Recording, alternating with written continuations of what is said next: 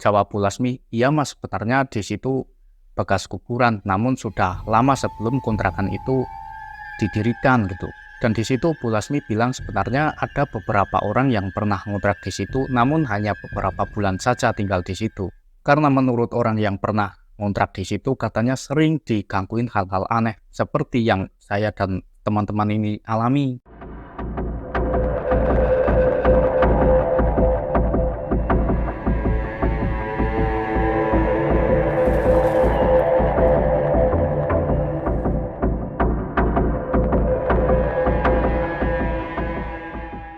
Halo teman-teman semuanya, selamat datang di channel saya. Pada video kali ini saya akan menceritakan kisah horor tentang kontrakan angker bekas kuburan. Cerita ini berasal dari pengalaman saya dan rekan kerja saya.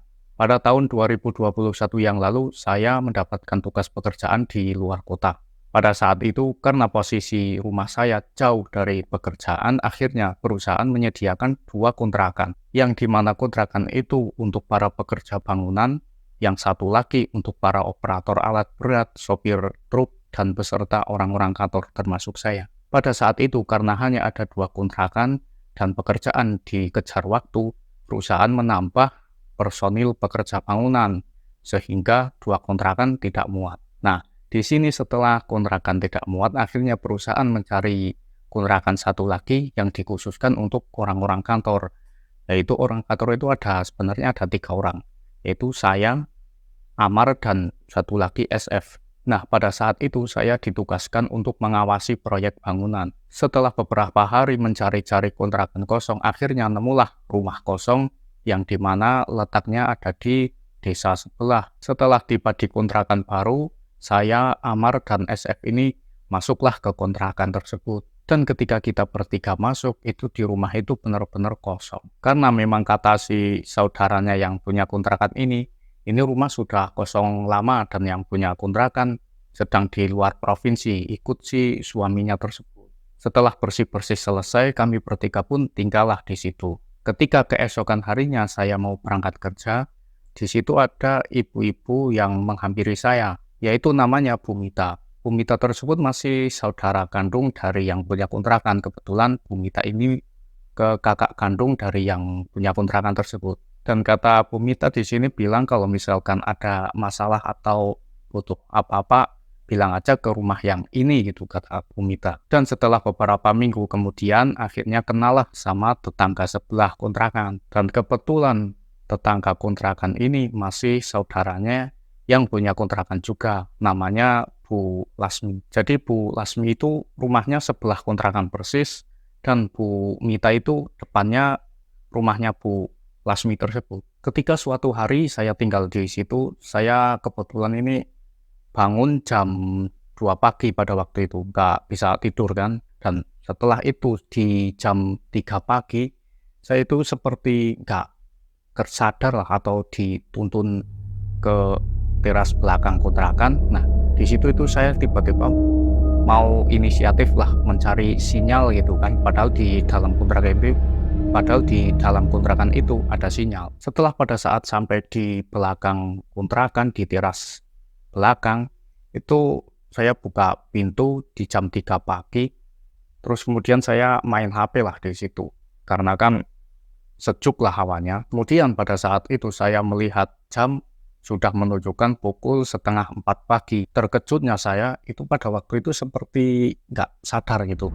Jadi kok tiba-tiba saya jam 3:30 pagi itu di teras belakang gitu. Setelah menyadari hal tersebut, saya jam 3:30 pagi kok di belakang kontrakan, akhirnya saya masuklah ke rumah. Begitu pada saat saya mau masuk ke rumah, mau nutup pintu, tiba-tiba ada angin wus lewat masuk ke dalam. Dan pada saat itu sebenarnya nggak ada angin kenceng yang di belakang kontrakan itu. Karena di belakang kontrakan itu ada pohon bambu, namun pohon bambunya itu seperti nggak terawat gitu. Tapi pas saya di belakang kontrakan, itu pohon bambunya seperti nggak ada angin lewat. Namun ketika saya masuk ke rumah, tiba-tiba anginnya masuk dan saya tutup pintu lah. Karena saya mengiranya kan itu hanya angin pagi biasa. Setelah pagi jam 7 pagi saya berangkat kerja dan pulang kerja jam 5 sore. Kebetulan pada malam itu mau lembur di proyek, Nah, karena mau lembur di proyek, akhirnya saya pulang dulu lah sekitar jam setengah 6 sore untuk mandi sama maghriban dulu. Di sini karena si Amar dan si SF masih di proyek, akhirnya saya pulang sendirian dan di kontrakan pun sendirian. Setelah saya sampai ke kontrakan, saya mandi dan di situ pas waktu saya mandi, tiba-tiba lampu kamar mandi itu mati sendiri. Begitu lampu kamar mandi mati, terus kemudian di atas plafon rumah itu seperti ada perempuan ketawa gitu. Waktu itu saya kaget. Dep, saya kiranya kan ada orang di luar waktu itu. Tapi ternyata setelah saya perhatikan, memang nggak ada siapapun di sana. Karena WC kontrakan ini berada di belakang, di ujung belakang, dan di belakang kontrakan itu pohon-pohon bambu. Jadi nggak mungkin ada orang di daerah situlah. Nah, begitu saya perhatikan namun tidak ada orang sama sekali, akhirnya saya percepatlah mandinya dan kemudian saya pergi ke proyek lagi. Namun di sini saya belum cerita ke siapa-siapa, saya belum cerita ke Amar dan si SF tersebut. Karena mungkin kan bagi saya itu hanya perasaan saja gitu. Kemudian setelah lembur proyek selesai, saya dan Amar ini pulang bareng ke kontrakan. Namun si SF ini masih di proyek lah. Dan saya hanya berdua pulang ke kontrakan. Begitu saya sampai di depan kontrakan sama si Amar ini, saya dan Amar itu melihat ada anak kecil di dalam ruangan kontrakan. Nah, pada waktu itu kan kontrakan itu ruang tengahnya itu kelihatan lah dari depan kontrakan. Nah, begitu ada anak kecil, saya dan Amar itu langsung masuk lah. Karena jangan-jangan ini maling. Namun ketika sampai masuk di dalam, itu nggak ada siapapun. Dan setelah kejadian tersebut, saya cobalah cerita-cerita ke Amar ini, kalau saya ini sering mengalami ada hal-hal aneh sebelumnya. Semenjak si Amar saya ceritain ada hal-hal aneh seperti itu, si Amar ini sontak terlihat ketakutan. Karena pada waktu itu si Amar sebenarnya merasakan hal aneh tersebut, namun tidak berani bercerita. Setelah beberapa kemudian, pada saat itu sekitar jam 8 malam, saya dan SF itu pergi ke kota untuk beli makan malam. Dan si Amar ini sendirian di kontrakan. Pas begitu saya dan SF pulang ke kontrakan, si Amar ini sedang berada di depan kontrakan. Namun pada waktu itu si Amar ini terlihat ketakutan karena pintu dan jendela itu dibuka semua pada waktu itu. Dan ketika itu saya tanya, kok ini malam-malam buka pintu dan jendela, ada apa? Tadi pas lagi di kamar, itu pintu lemari itu buka tutup sendiri gitu, kata si Amar tersebut. Kemudian kami bertiga pun masuklah ke kamar tersebut dan kita cek-cek ke lemari-lemari, namun nggak ada apa-apa di situ. Dan setelah beberapa saat kemudian, saya dapat WA lah dari Bu Lasmi. Karena kebetulan kan waktu itu Bu Lasmi ini punya kontak saya, kontak WA. Pada waktu itu Bu Lasmi ini tanya-tanya tentang kerjaan, jadi pekerjaan itu mau dibuat apa gitu. Nah terus kemudian setelah beberapa pertanyaan dari Bu Lasmi, dan di sini Bu Lasmi di kalimat akhir itu ada chat masuk. Bu Lasmi itu tanya begini, nggak takut Mas tinggal di kontrakan itu gitu. Loh, saya kan langsung jawab kan, memangnya ada apa Bu? Namun di sini Bu Lasmi ini belum mau jawab, dia cuma bilang nggak ada apa-apa Mas, nanti juga tahu sendiri gitu. Dan sebenarnya Bu Lasmi ini sempat beberapa kali chat dan kalimatnya itu hampir sama, yaitu tanya tentang gak takut Mas tinggal di situ. Karena saya penasaran, akhirnya saya tanya balik lah, sebenarnya ada apa sih Bu di kontrakan ini? Karena sebenarnya kami ada gangguan-gangguan sedikit gitu. Namun si Ibu Lasmi ini bilang lewat WA, katanya nggak ada apa-apa kok Mas.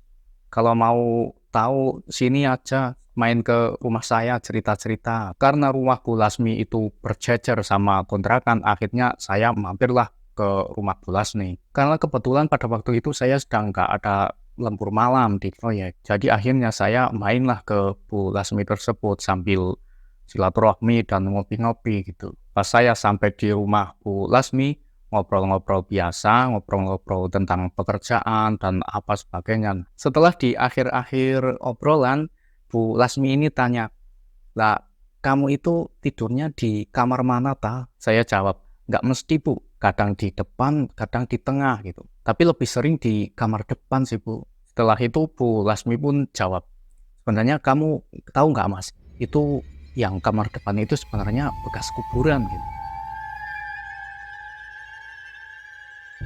Dan sontak saya kaget. Wah, apa iya Bu? Jawab Bu Lasmi. Iya Mas, sebenarnya di situ bekas kuburan, namun sudah lama sebelum kontrakan itu didirikan gitu. Dan di situ Bu Lasmi bilang sebenarnya ada beberapa orang yang pernah ngontrak di situ, namun hanya beberapa bulan saja tinggal di situ. Karena menurut orang yang pernah ngontrak di situ, katanya sering digangguin hal-hal aneh, seperti yang saya dan teman-teman ini alami. Dan pada akhirnya saya pun ceritalah ke Bu Lasmi ini, kalau saya juga sering mendapatkan hal-hal aneh tersebut. Namun Bu Lasmi ini bilang sebenarnya nggak apa-apa kok Mas, asalkan nggak ganggu yang daerah situ aja gitu. Terus saya jawab, maksudnya daerah situ itu yang mana Bu? Yaitu yang daerah kamar dan juga daerah belakang yang ada pohon bambunya gitu, kata Bu Lasmi tersebut. Terus saya jawab, oh pantesan pada waktu itu saya jam 3 pagi itu tiba-tiba ke belakang kontrakan dan ada angin masuk gitu. Terus Bu Lasmi bilang, oh ya mungkin itu Mas penyebabnya. Dan pada akhirnya setelah sampai 6 bulan, proyek pun selesai. Kemudian semua pekerja dan termasuk saya akhirnya pulang kampung lah. Karena proyek ini proyek wisata, jadinya beberapa minggu sekali sempatlah main ke sana. Namun saya dan teman-teman ini sudah nggak mau menginap lagi di kontrakan tersebut. Padahal kontrakan ini masa berlakunya masih ada. Dan daripada ada hal-hal aneh, akhirnya kita pun laju lah pada saat main ke sana. Oke lah teman-teman semuanya, begitulah kisah horor pengalaman saya dan rekan kerja saya. Jangan lupa like dan subscribe pada video ini. Terima kasih.